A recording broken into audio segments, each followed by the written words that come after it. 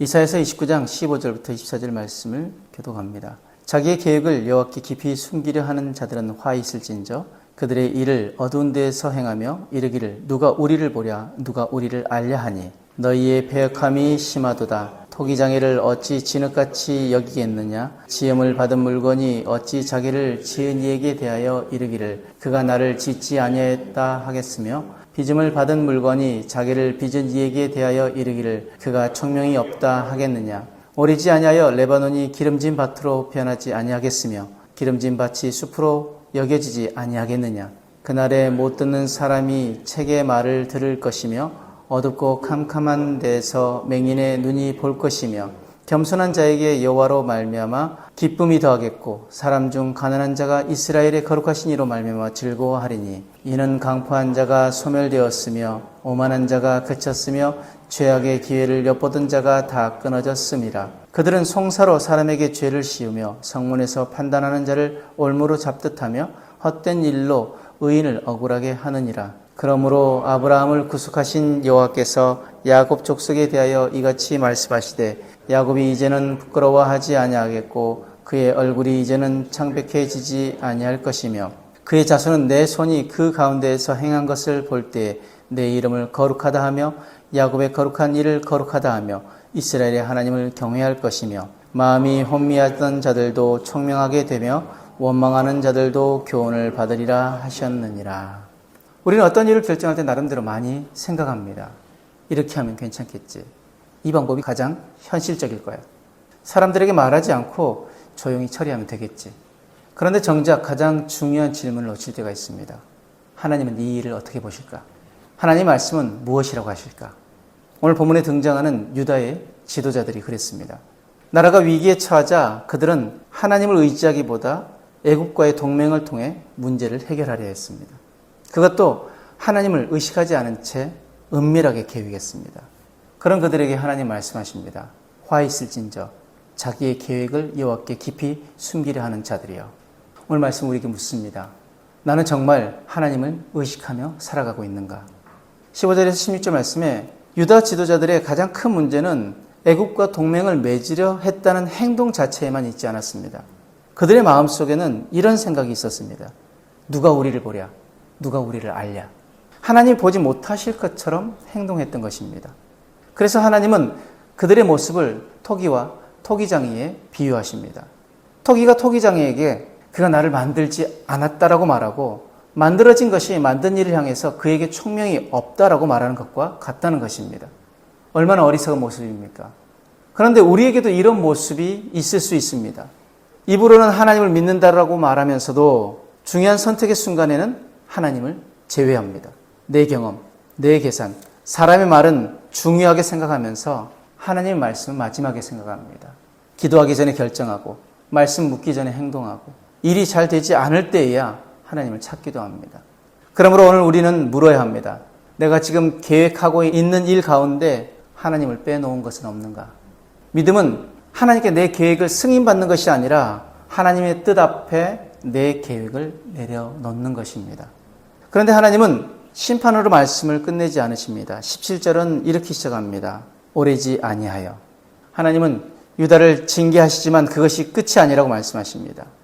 레바논이 기름진 밭으로 변하고 기름진 밭이 숲처럼 여겨지게 될 만큼 놀라운 회복이 찾아올 것입니다. 그런데 하나님 말씀하시는 회복은 단순히 환경이 좋아지는 것만을 의미하지 않습니다.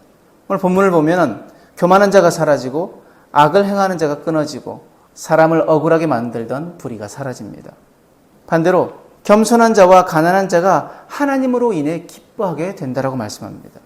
즉 하나님의 회복은 어그러진 것을 제자리로 돌려놓는 회복입니다. 우리는 종종 회복을 이렇게 생각합니다.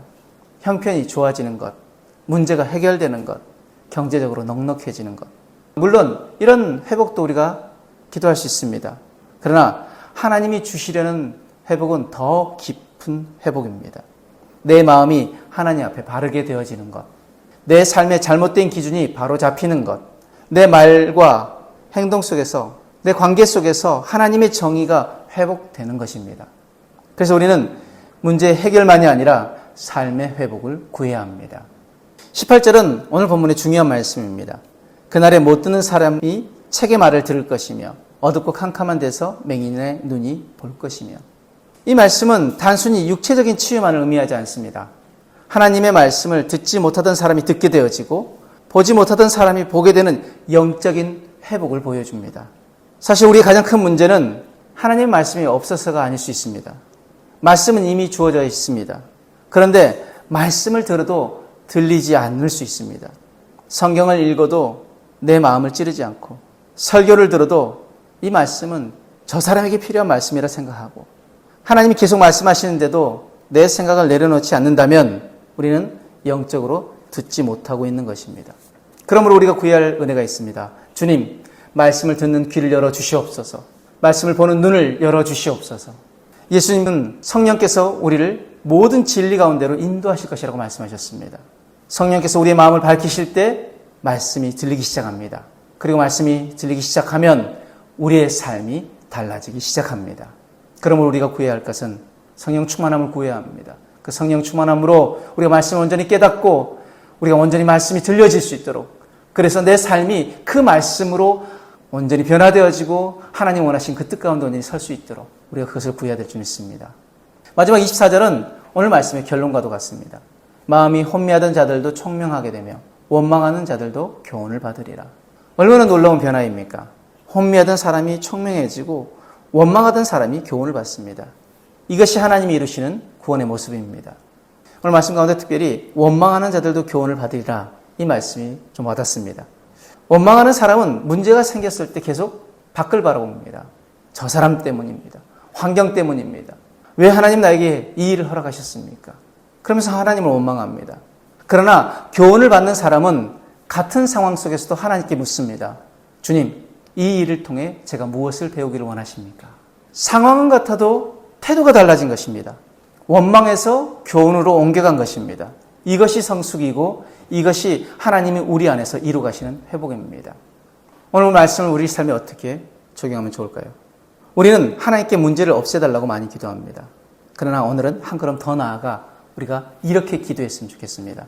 하나님, 이 문제를 통해 제가 받아야 할 교훈을 놓치지 않게 하여 주옵소서.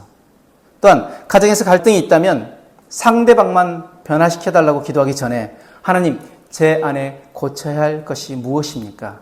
라고 물어야 합니다. 또 일이 계획대로 되지 않는다면 원망하기 전에 하나님, 제가 무엇을 내려놓아야 합니까? 라고 물어야 합니다.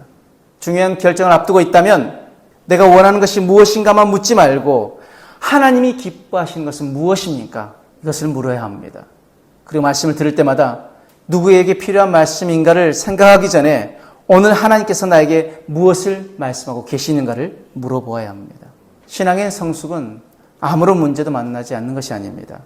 문제 속에서도 하나님 말씀을 듣고 교훈을 받는 사람이 되어가는 것입니다. 오늘 유다 백성은 하나님을 의지하기보다 자신의 지혜를 의지했습니다. 그러나 하나님은 그들을 포기하지 않으셨습니다. 보지 못하던 눈을 열어주시고 듣지 못하던 귀를 열어주시고 혼미하던 마음에 총명을 주시고 마침내 원망하던 사람이 교훈을 받는 사람으로 변화될 것이라고 약속하셨습니다. 우리에게도 이 은혜가 필요합니다. 상황이 바뀌는 것보다 더 깊은 회복은 바로 내가 바뀌는 것입니다. 원망할 수밖에 없는 상황 속에서도 하나님을 바라보며 이렇게 고백할 수 있길 바랍니다. 주님, 말씀해 주십시오. 제가 듣겠습니다. 저를 가르쳐 주십시오. 제가 그 교훈을 받겠습니다. 그렇게 말씀 앞에서 우리의 생각과 계획과 삶이 날마다 새로워지는 저와 여러분들의 삶이 되어지길 주님의 이름으로 축복합니다. 기도하겠습니다. 사랑의 하나님, 내 생각과 경험을 의지하며 하나님을 잊고 살았던 모습을 회개합니다.